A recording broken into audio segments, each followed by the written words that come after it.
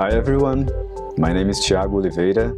I'm here with Dr. Ronaldo Santos Sampaio for the AIME Oral History Program, where we are going to know more about his life and his career. I'm a graduate student at Carnegie Mellon University, a former technical manager of the steel plant at Vale, Brazil, and most important today, I'm a former student of Ronaldo. So Ronaldo, thank you very much for inviting me to be part of your oral history. I would like to start by asking you about your early age and also about your interest in engineering. Could you tell us about where you grew up, about your family, and in particular, your parents, and what did they do for a living?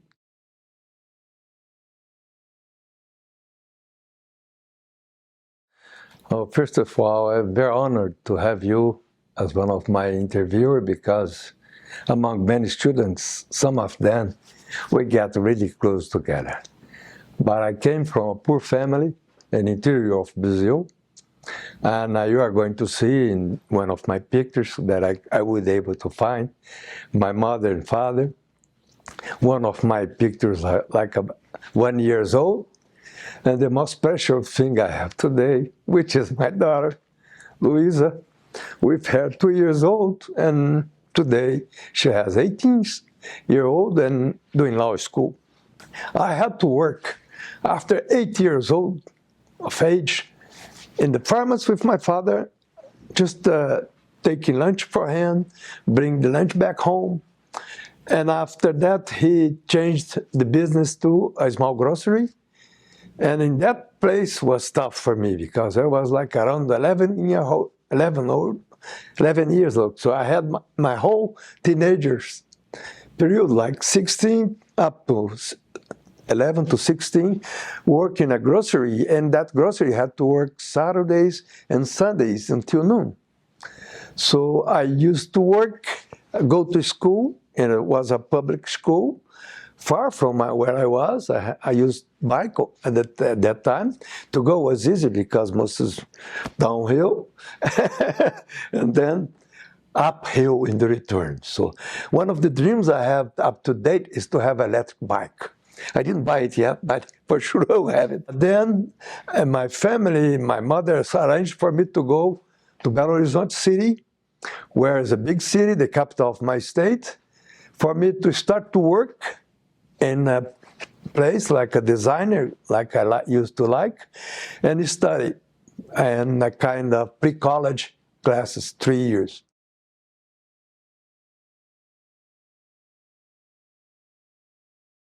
But I was placed in a fraternity house, which is the most hard-working students ever. We're very good. They are professors of the students, even though they were students. They are really good.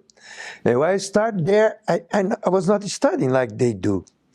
So, but the first grades I got was bad like it used to be before. So I said, okay, we never saw you stud, man.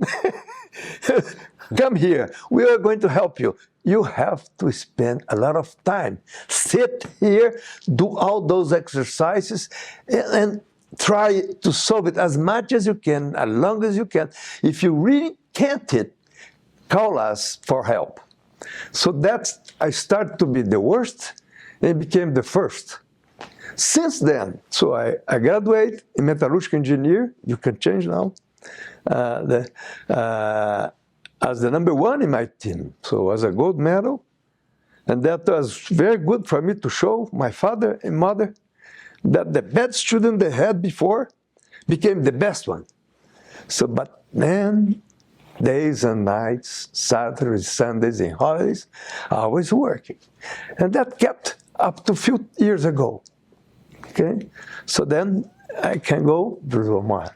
So thanks, Ronaldo, for sharing those deep memories. Getting into your professional life, how was your first position after graduated? And what were the main areas you got to be involved with? Man, this is another thing that happens in our life. Because I was the number one in my class, only A's and things like that, a metallurgical engineer, but my dream was to be a floor worker, an engineer in the plant floor. But I couldn't get it because all the companies I went, no, you have to go to research. You are too good grades, you are not going to work in the floor. So I went 3 mills, they always offered me places in the research and said, you are going to do masters, you are going to do PhD, and so on and so on. So then at that same moment, the university where I had graduated, opening a tenure for professor in my own department. So I and 10 others applied for it, and I got also the first place in that challenge. And I started to be a professor.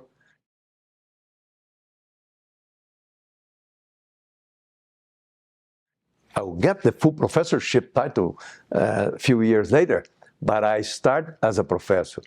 But I was really happy because that was the department that brought recently the best PhDs coming from the United States of that time. Colorado School of Mines, Pennsylvania State University, State College from here, Utah University, British Columbia. So those guys were really trying to move the Brazilian mining to mining processing goods such as steel business, and they were really good. And it was part of that team. So they put us in teams to write books for all kinds of needs to bring to the industry in those areas, like, for example, ferrous alloys industry, the ones that produce silicon metal, that is a material today that you use to produce solar panels. Also, you pre-refine it more to make it silicon chips and so on. And all the other ferroalloys, ferrosilicon, ferronickel, and ferrochromium. By the way, in the first 4 years we published things related to this, we won 4 awards, straight award that's called Prêmio Morro do Níquel, okay, where one of the famous companies that produces nickel at that time. So also, during those times, we had to study a lot and training, teaching in steel refining, thermodynamics, physical chemistry. And I had to be professor and give lectures in all those subjects. And this forced me to learn from the professors some abilities that became the life easier for the students to understand.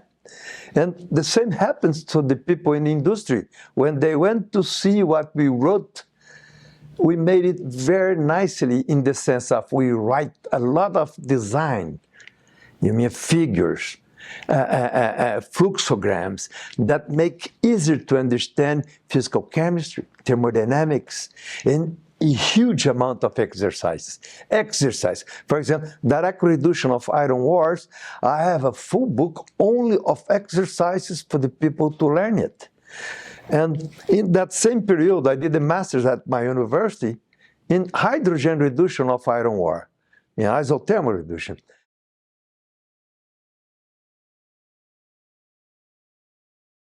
So in 1980, I made it that defense. Today is a fashion thing.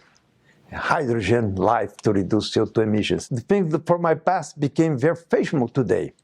You are going to see many things that's going on now are needed from the literature we built before. And parallel to this, in the whole sector in Brazil, we had the independent pig iron producers. We call here merchant pig iron.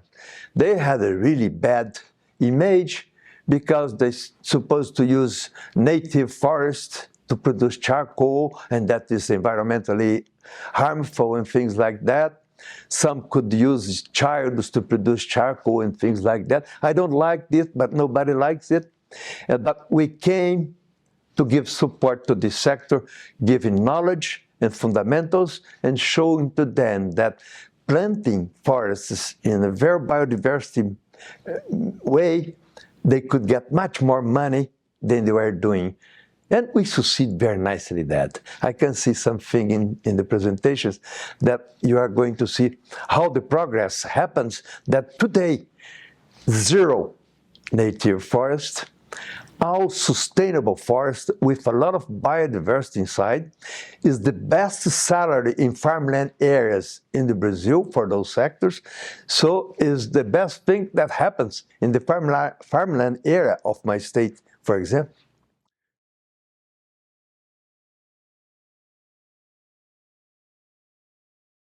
I have to remember a lot of professors in those teams that really were my gurus in a lot of things. For example, the father of thermodynamics in Brazil and physical chemistry is still alive. He's going to be 98 years old this year, Professor Alvaruccio. I replaced him when he retired in early 80s. So he's still producing and very active, but in mineralogy area. And he's still a very close friend of mine. We have meetings with certain frequency. And also one that died like 4 years back, Professor Rubens Corrêa da Silveira. He was the most smart person, oh sorry, I could have, because he had what I wish to have. He had strong industry expertise, plant farm presence, and also was strong in fundamentals. But things together in one, you only one person. And he was a very funny person also. And I used to drink at that time, and we drank a lot, got drunk. But he was the major responsible for those big books we brought together. And I learned with him that industry is necessary for you to really apply the knowledge you have. And if you don't do that, being only a professor, you are lost. So then, since the beginning, I start to use my students to go with me to the industry. Every challenge the industry gave to me, I had my students together. So they didn't know what was going on, but they were always able, okay, to listen Professor Ronaldo tell them, no, this is because this is because that. So some of those students were sons of the owners of the small metallurgical plants, like pig iron producers and so on. And those were really helpful for me because I need them to invest money to get more information for the process. For example, pressure meters to know the blast inside the blast furnace, how much you are pumping inside the reactor, chemical analysis, sampling apparatus, screening, and they believe in me and they invest because they said, Daddy, we need money for this, Daddy, we need money for that. And we are able to bring a lot of sensors, measurement apparatus, technique, screen, especially screen, simple things. But then the mini blast furnace productivity and fuel consumption became going down pretty fast.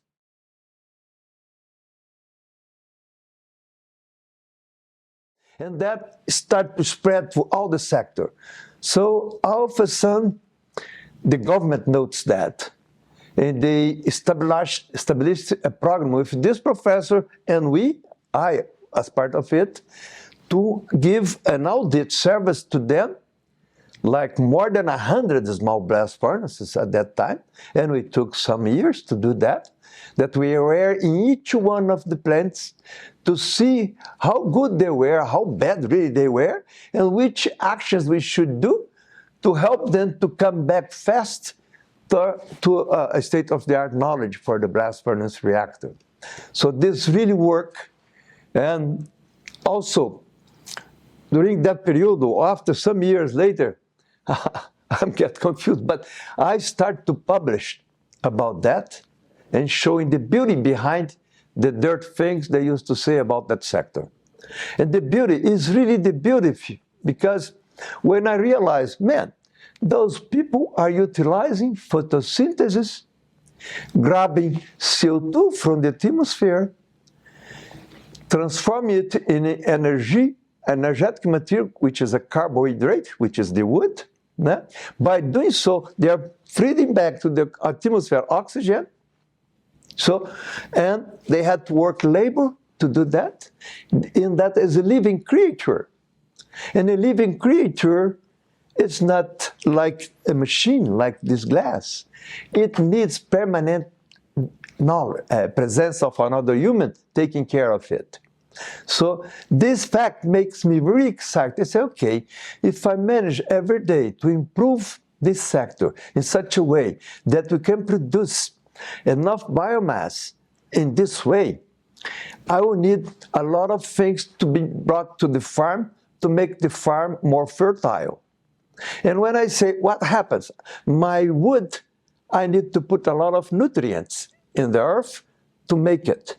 But those nutrients went with the wood, and the wood were transformed to charcoal, but the nutrient stays there.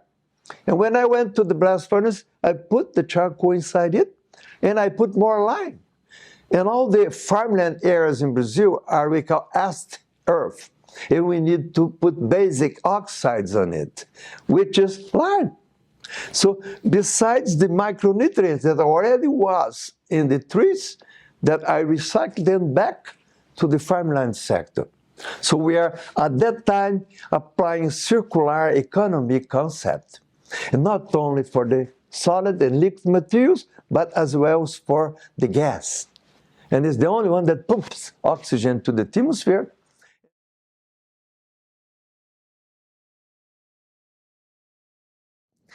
I am naturally a team person. So anything that I did, I was never alone. And I will never be.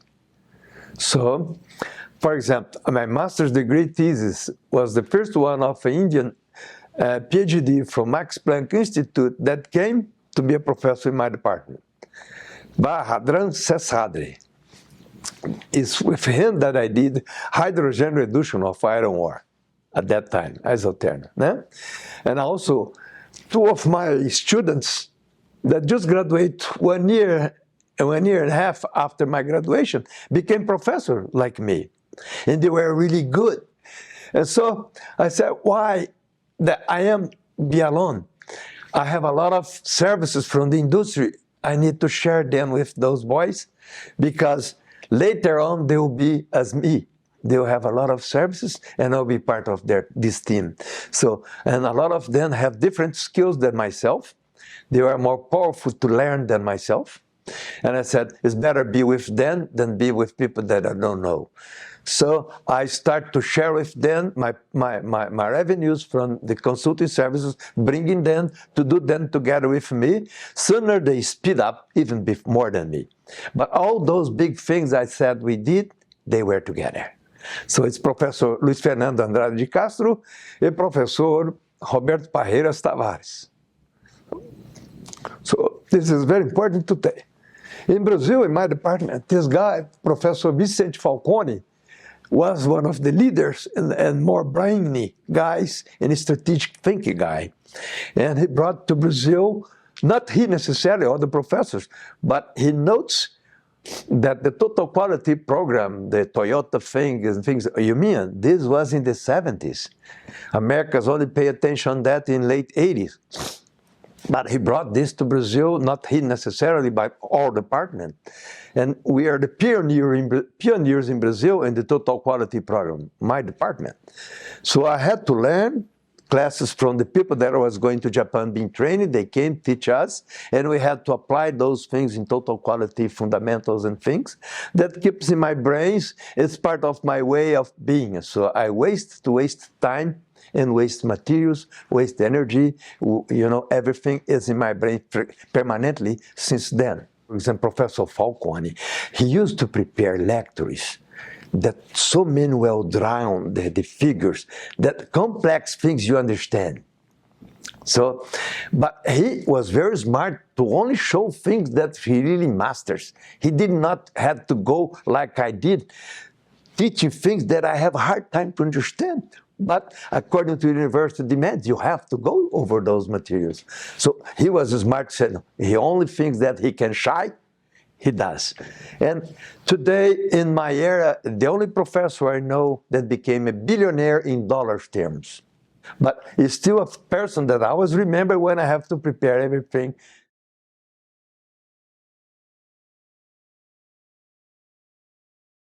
Okay, Ronaldo, so we see that you had a very fruitful period between your undergraduate till after your master's in your career as a professional. And in 1983, you went to the United States to start what would become the first phase of your PhD studies. How was that period? Oh man, one of the worst periods of my own life. Because first, I did not come to be a PhD. As I said to you, I was always planning to go to the industry floor, to be engineer, have that kind of life. So the master's degree, it's not for me. But being a university professor is an obligation. I had to. So anyway, I was always managing not come. So for you understand, when I came here to do some short courses of Iron Steel Society at that time, the professor was Professor Richard Fuhan. And I was a professor in subjects related to that in Brazil. So I discussed very nicely with him during the courses, and he likes the way I talk with him, the way we discuss. I said, why? Why don't you come to do PhD in the United States? I said today, I will never pass an English examination, TOEFL. So, you know why? I am the foreign student advisor, and you can come, I'll make that. I said, okay, because I didn't want to come. So then I returned to Brazil, and I had to apply for the Science Foundation Brazil to come here because they had to pay the university and things like that. They said, you have to have the TOEFL. I said, oh, good. So I not need to go. So then came the letter of Professor Fuhan saying, I'm exempt of the TOEFL. Nobody could say that, probably. So then I said, okay. They said, no, you need to do. So I said, oh, I will not do. So then in Brazil at that time, the inflation was huge. So for example, my salary as a professor, put in dollars terms, was $1,500 in January. It was like $500 in December, equivalent. So yeah, I had to come that money to survive here. So nobody was looking to be a PhD in the United States at that time. That was a professor. So I tried to avoid it also. They gave it to me. I said, no, I will not go because I have a wife and she needs also another scholarship. So they give to her. So I had no chance. So, but for her, with me here, 2 years at Carnegie Mellon was a pain in the neck because we hired a basement to live. In the basement, a very old house. It was demolished, doesn't exist anymore. And above it, there was those retired men that used to drink a lot, and always in the night, never during the day. So I was trying to sleep and nervous because I was a professor in Brazil and I became a student here. And I had to get B+ grades because if I don't, I would not go to the qualifying to be a PhD. And I was very worried about what my fellow friends in Brazil, my peers, will think if I fail. You know, it would be really bad for me. It's not like a young student that comes here. I didn't have that time those medicines that you could drink to relax or things like that. So that guy stays trying to make him stop, but it didn't happen. I have to survive that way. And those years I used to drink. So when I arrived on Fridays, some of my Carnegie Mellon colleagues, we joined in my basement and drink a lot. So Saturday morning, I was refreshed. Everything was new for me. Everything became my life easier. So then another thing happens. Professor Fuhan has to do what the industry is buying from him in research-related subjects.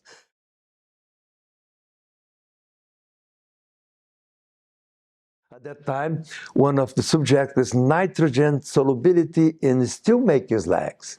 Steelmaking slags are not carbon rich, and you cannot have carbon in it. So I could not use a graphite crucible to make the experiment, which is very easy to make and very easy to use. I have to devise a way to produce a lime crucible myself. So I have to learn from others how to do that. and I destroy a high temperature furnace of United States steel, because when I went to try to do my first crossbow, I put some lime in the very expensive furnace and put some alumina and put my lime material to be burned to 2000 degrees C. And they melt the furnace. So, another point is, when I start to do my experiments, the chemistry, the nitrogen chemistry from it should be used. I had to do myself. I have to build all the glasses necessary to put reagents in the method called cool-down method. And that method was very complicated and took like more than 1 day to give one sample analysis. And I had a professor at Carnegie Mellon, a visiting professor that became friends for life, Fumitaka Tsukihashi. He was like an angel for me. He helped me to assemble the chemistry lab, teach me how to do the chemistry analysis, and that helped me a lot. And that friendship is still up to date.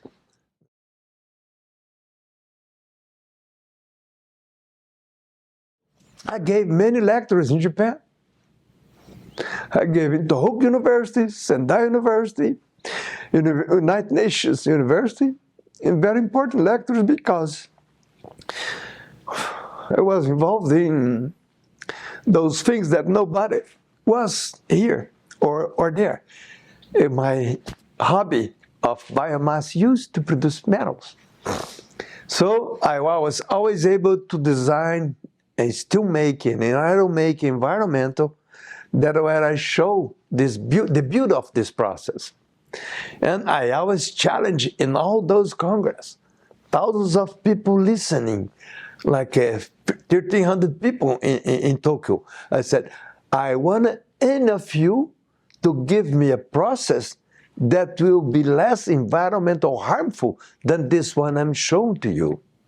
Nobody could do it up to date. That's why I'm still excited, because the moment of this became to be more, the society became to pay more attention on it is right now. No?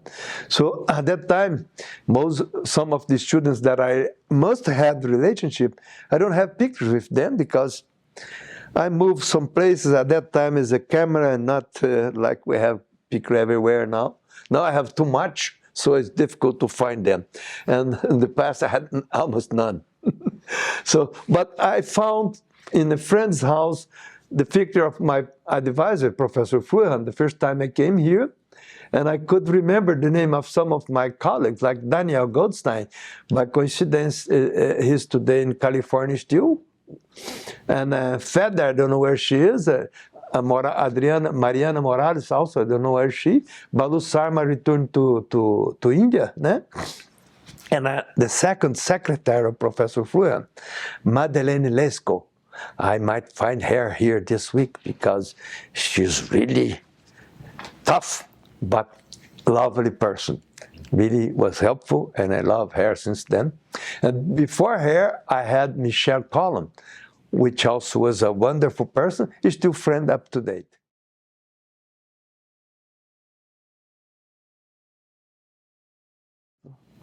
You spent 2 years in the United States, and then you got back to Brazil. What were your professional activities when you came back after this first phase in Carnegie Mellon? That was interesting because that thing that I was afraid to miss, which is the qualifying exams, I passed it. So from that moment on, all my life would be less stressful. But I had a problem. Someone in Brazil knew who I am, invited me to be a CEO of a company that is part of the largest mining company in Brazil, which is CVRD, today Vale. So, oh man, what a beautiful thing. Let's grab it. So I accepted. But also I had a second reason to go. You know what? Which one was it? Nitrogen analysis. I did not want to days and nights doing that damn analysis. I was I envy a lot of my Japanese friends from the steel industry. They got their samples, put in a vial, put in the mail. They do the analysis for them in their company, and they send the results back to them. I had to do everything myself. So said, okay, what is one of the main reasons I already returned? So the subject was not really attractive to me. No way. So anyway, when I went to be a manager of this, I arrived there. It was a small company, man. It's like 40 employees, and they have a complete metallurgical sequence. Your drying ore, your sintering ore, to make barium and strontium ferrite that are raw materials to produce hard magnets. The one for speakers and things like that you glue things. So, and they had a partner with an Italian company, and the guy was really tough one. But I really managed very well because I was like an office boy, I was secretary, I was accounting, I was a seller, I was a technical assistant, and I had to do all sorts of things, but I knew a lot of people in this area of science and knowledge. So I bring to this industry the first furnace they had to do experiments to qualify the material inside instead of sent to the clients. So a lot of things like that. So I started to manage how to sell better with more profit. I reduced the costs of production costs because I was expert in combustions and in sintering in process. So that very fastly, I was able to, oh, by the way, I brought one of the students for me, intern student from my own department, the metallurgical one. That guy stays there when I left. But in 3 years, it became the highest profitable company in terms of the total revenue it had and the profit, EBITDA terms, for Vale, and they were able to privatize it.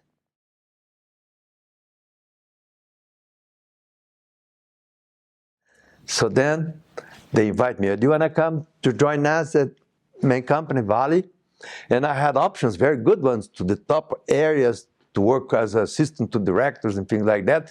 But I had a very good friend as a superintendent of the research department of Vale do Rio Doce. And he was a very famous inventor also, Márcio Paixão. He's still alive and is a friend today. And this, he said, Ronaldo, come with me because I will arrange a way for you to return by CVRD to finish your PhD. No, I will not come here starving. I will be like a CVRD. But then it happens. I went to research, and soon he managed for me to come back to do my PhD, which is the CMU second round, which is Center for Iron Steel Research, also with Fruhan. I will never left Fruhan. I love him for a lot of things he has done. And then, when I arrived here, Professor Fruhan went sabbatical for 6 months in Australia. And he gave me a subject, another pain in the neck subject, cold devolatilization in steelmaking slags. So he said, okay, it's part of the continuous steelmaking developments we are doing to try to direct steelmaking, which we call at that time BEF smelting. And then we need to understand how the coals we are putting in the systems are losing their volatile materials, in which speed, in which conditions. And that is your subject. And we have here a very expensive cam balance where you can use to make the thermogravimetric experiments for that to happen. Man, he went to Australia and let me alone here. And I had to find how to operate this machine.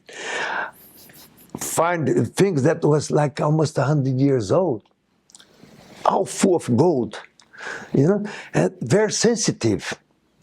And I had to make holes on the floor to be able to bring with my sample until the high temperature furnaces and being able to manage that balance to measure it. And then while I was in this effort for 6 months, I helped Joyce Niederhaus, one of my PhD colleagues, doing her experiments, I had to go to her lab to take samples from the steel, liquid steel, and she used a quartz vials, which is to suck the material. And then we immersed those quartz in the water to cool. And I said, those damn things never break. This is resistance to thermal shock. It's humongous. So came my idea in my brain, because I was a thermodynamic professor. You know the word PV equal to nRT, ideal gas law? Say, okay, this is interesting, but where I'm going to find the pressure measurement device sensible enough? Say, okay, I have another friend, colleague, doing a PhD in isotope exchange technique, and he has to use a very sensitive pressure transducer. I can borrow him, and I can make constant volumes of quartz and assemble my experiment. But before that, I went to Iron Steel Congress, like ISTEC today was in Las Vegas, and was exactly when Professor Fulham came from Australia to Las Vegas directly, returning from Australia. And he arrived at the hotel at 5 p.m. and was very anxious. I called him 5 a.m. and I called him 8 a.m. And man, he shot me as much as he could. And then when he went to the floor like we have here, those booths where all the companies are, and we are there, the Carnegie Mellon, waiting for him. He came exactly like here. You should not call me at that time, you know. And what about your results? Where are your results? And in front of everybody in the Congress. I am a man with almost 40 years old. They say, I suffer a lot with that.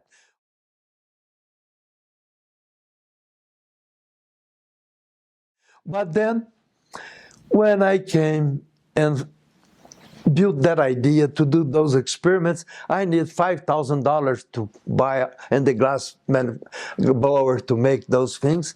And he paid. And I did it. It became a new technology. Nobody have done it before, that we call CVPI technique, which is constant pressure, volume, temperature technique. And many other people use it in MIT and other parts of the world.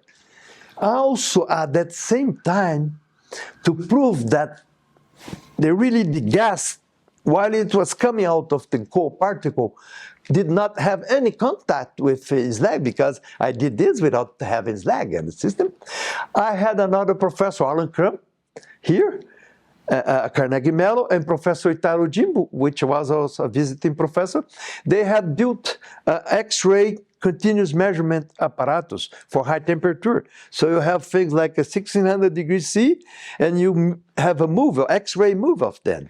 So they let me to put my cold samples inside the platinum net, immersed in the slag, and I can prove that while the volatility was coming out of the particle, no slag was coming into it.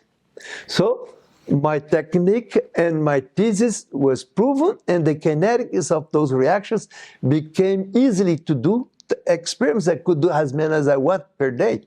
So then the problem became only how to write a good thesis book or presentation and how to make those discussions. Then came Jeff Simmons, one of my best friends since then. Since the first time I came, he was there the second time.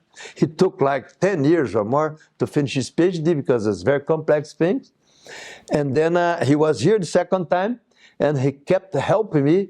When I write my thesis things, he correct the English and discuss with me what you really want to say with this. I said today, I want to say this. He said, no, it's not that. Let's do it again. So this helped me a lot to have a good thesis written.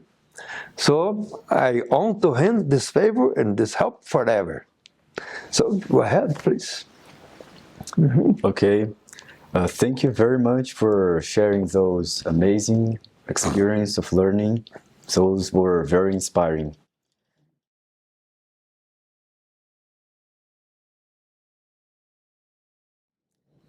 Thanks for sharing these learning messages, Ronaldo.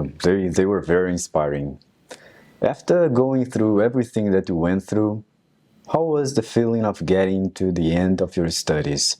Would you like to share any comments or memories about that?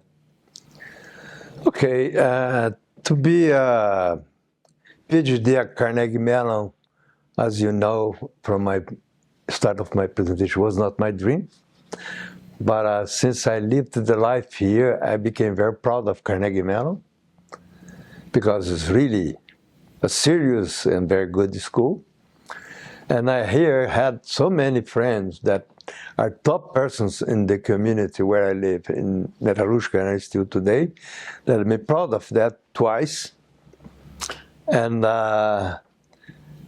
it's a thing that also helps to sell myself. Okay, Ronaldo, you did, even though you are not really planning that. Right. Because I said, I want to be probably only the CEO of a company by working hard and things like that. But the things change. I was a CEO at that moment, I said to you, but I suffered too much that I prefer not be it anymore. But while I was here in Pittsburgh, for example, the second time, I had a better place to live. I had a car. As a matter of fact, when I first came, I introduced to Knapp family, Ina and Charles Knapp, and 3 of his kids. They were like 3 years old, 1 year old, and 5 years old. 2 boys and a girl. And also when I was here, I had time to go to gym, so the girls start to interest in me. And at that moment was very important because I was a single.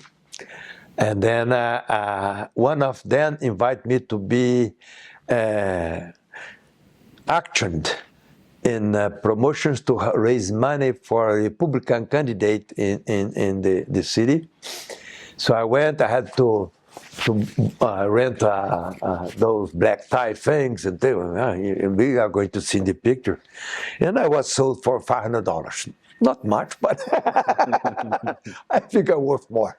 So anyway, it was funny, because the second time I had time to leave Pittsburgh City, leave Pittsburgh people, and then even restaurants. I remember when the only uncle that came to visit me, she said, okay, I'll pay you the best food you wanna choose the restaurant.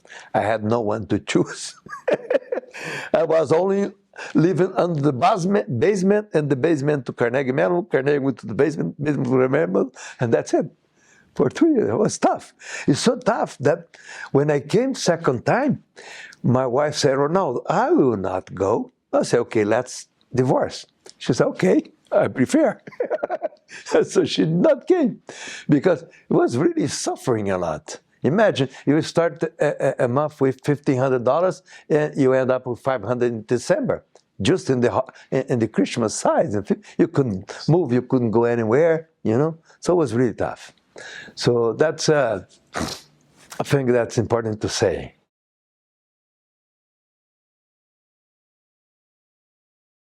And could you tell us, how did you go on with your professional career after finish your PhD studies? Okay, since I was here for CVRD, I had to return to the research department, and the superintendent was there yet.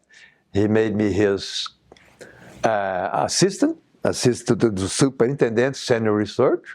So I had to be involved in many areas of subjects and projects that Vale was doing at that time. They had gold, titanium, besides the iron ore stuff, which is its main good up to date. So then I'm anxious to innovate and to bring things to the Berg. So instead to be just following quality of the ore, say, okay, let's develop the way to sell better the ore. Let's say that if I bring an iron unit from the Vale mine, since we know our ore is, Brazilian ore is especially, are the best ore in planet, and if I prove the clients of Vale that if they pay more for these iron units at the mine When they have it transformed into steel, they'll have the cheapest and best quality steel, even paying more in the start. And that is value in use criteria. And to use those value in use criteria, I had to utilize a lot of the thermochemical models that I had done in my past, like blast furnace, charcoal or coke, like electric arc furnaces, like BOF, so sintering, pelletizing. So I put all those guys together, and we still show how important are the iron chemistry and the iron ore properties to the final steel cost and quality. And that became a very good system to sell ore for Vale do Rio Doce that's still being utilized up to date. And this was in the early 90s until... So when I left Vale to be a consultant in 1997, first one of my clients was just another company, mining company, to introduce to their engineers the value in use method. Also, some consulting services company in the United States, at that time it was called Gohan Intertech, they invite me to give full morning in value in use fundamentals and practice. I brought this in 1998, something like that. It was I think it was in Pittsburgh, but I don't remember more the city. But I came here as a consultant just to do this short course. And things that are still being very practical and useful up to date. And I also use it to show that the pig iron, Brazilian pig iron, was better than the other pig irons because it didn't have sulfur. And then it has also those CO2 advantages that help a lot the sector to sell its goods. At that same time, my boss at Vale do Rio Doce, and it was a state company. The state secretary of science technology of that state, Minas Gerais state, I need someone to help the independent pig iron sector to improve and to be reliable and to be sustainable. What we could do to do a strategic study to make that happen. What you can help me? I have a person here that will help you. Send me to be Secretary of Science Technology Assistant to this project. So I was able to bring my peers, friends that I know at university and research center that were really good in the area, like for example, charcoal making and charcoal off gases, which is wood tar and water chemistry, like a full chemistry, like a carbochemical industry. We used to call shilochemistry. That was done by a Cesita Energética before it was privatized. And I was member of the board of directors of that company. And at that time, we invest in a continuous carbonization process done all by Brazilians, copying everybody in the world because it was 100 years old technology. And the problem that came after the building and the construction and the operation of it was just the volatile materials. Too much water and too much oil, which is wood tar. And what to do with those guys? Because the oil was very cheap at that time. So we had to build more value on it. So the research of Cesita start to have a group to develop the full spectrum of possibilities for those materials, to make fine chemistry like bactrim precursors for antibiotics, those things to make carbon fibers, and creosote, and smoke flavors, and wood vinegar with a lot of things. And then all of a sudden, while I was at the Vale, they privatized this company, Cesita. And the man that went to be his CEO was the one that invited me to be his assistant at Vale when he was there. And his second man was another one that was the president of the council of the company I was CEO before. So I prayed, and don't do that, don't stop this process. They said, Ronaldo, our business is to produce steel, not to produce forest, to produce charcoal. We can buy coke, And if you don't want to buy the coke, we just don't buy the coke. If we have a forest, it's a living creature. We have to take care of it all the time. So it's not our business. Our business is to produce steel. As a matter of fact, a very interesting thing happened here while I was here for the first time at Carnegie Mellon. What happened? All the steel industry in America but United States Steel sold their mining, sold their coal assets. United States didn't. What happened a few years later? 100% of them went bankrupt. Only United States still alive. And today, what's happening today? A Brazilian acquaintance of mine became a CEO of Cliffs, and today he's the #1 in the steel industry in America, which is the mine buying the steel. Just the reverse happened. And this guy, I'm his fan. He's really does something that makes me really happy, and he's a Brazilian. So I'm proud of that.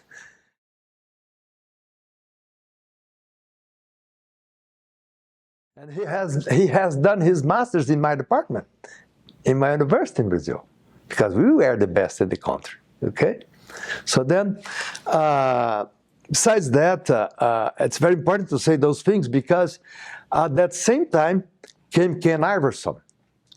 And Ken Iverson, I was able to know him in 5 meetings in his room at Charlotte, because they were trying to influence CVRD to be part of the iron carbide investment, a new technology, new iron making technology.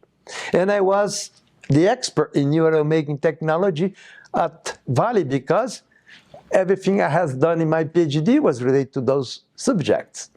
So I came here, I have 5 meetings with Ken Iverson and his teams of big guys, and I was the only one against it. I didn't like it because I like the thermodynamics of it, it's worked very nicely, but I knew there are kinetical problems to succeed in that technology. So I was not favorable to Vale do Rio Doce to invest their money in this business. And Vale wants to buy anyway. So what happened? They had to move me out of the business. But happily, other Brazilian companies went and put the money. So Vale saved at that time $50 million. You know? But the other Brazilian mine lost $50 million. Okay, but anyway, I tried to do my best. And the manager, they want to be together with Nucor because it's very famous, huh? You know. But then Nucor and Ken Iverson is a man also that deserves one of the most important positions in the steel industry, globally speaking. Because he's so, one thing he did that I love is he brought the first seamless flat mill production in Crawfordsville inside the soybean and corn farmland area. And he trained the farmerland people to operate the steel mill.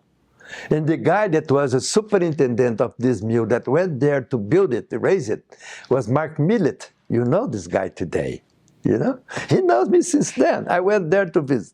I'm very proud of those things that happen in our life that I was around. You know, I know the guys, and some of them remembers me.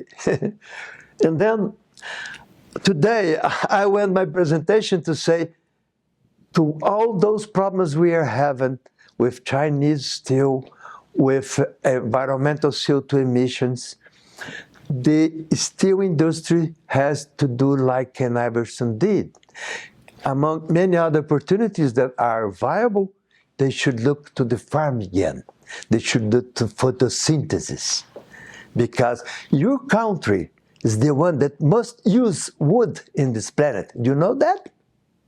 All your houses are wood made. And wood is storage CO2.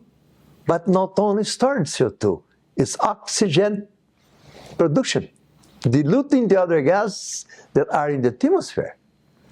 And then comes a thing that we finished this presentation, which is a paper he did with me, and a very smart way he approached it. That's also part of my full life. I rely a lot on brilliant students, and start to become just a teacher, do this way, do that way. No, you have to find the best way to do. This I learned with Fruhan and other things. And that, because Fruhan didn't give me anything, I had to learn, I have to find myself. And this is, he's learning that here at Carnegie Mellon. It's an American way to do a PhD. The graduation of United States universities is the best in the world. That's why Korea, Japan, Singapore, even China have the same method here. They really push the human to give his best, and with all his hands and abilities and connections. So that's, I'm very proud to be a Carnegie Mellon student today. But what could I say to not mix up? I'm mixing up everything like I always do. But let's see if I can remember a very important thing, is that when I started to be a consultant in '97, when I left CVRD, I thought my life would be different, more freedom, and I had a lot of customers. Man, but did not happen.